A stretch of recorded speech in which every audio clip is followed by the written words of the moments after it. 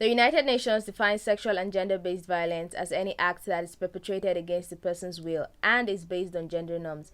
But I define sexual and gender-based violence as a breach of trust. Trust in humanity, trust in the gender, trust in yourself. You see, I had never met him before that day, never seen him, and only spoke to him because he had taken something that belonged to me. I begged him to return it, and when he said yes, I trusted him to, because why shouldn't he? He asked that I reward him for keeping my stuff, and I agreed because I really needed it back. On the agreed date, he made me walk around until it was dark just to conceal his identity, and I truly didn't care what he looked like, not until I saw him. He had a hoodie over his head and a mask over his face to eliminate any chances of me ever identifying him outside of that place. I wasn't scared. I gave him the money I had brought and thanked him for keeping my stuff. And then he asked me a question. Are you a virgin? I gave him the money and said, thank you. Please, can I have my stuff now?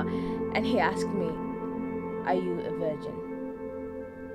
I wondered what my virginity had to do with my property, but that wasn't the place to ask questions, so I just said yes.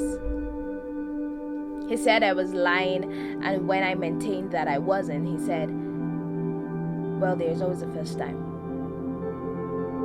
I was disgusted and disappointed, but not surprised, because that was not the first time I had met someone like that. In that moment, I was completely deserted, even by my tear glands, and so I had to fake tears just to provoke some sort of empathy or sympathy from him.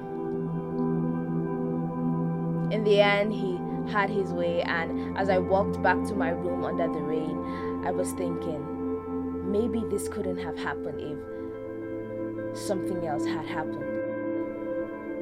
Maybe if we trained our kids to respect other people's bodies more, it may not have happened.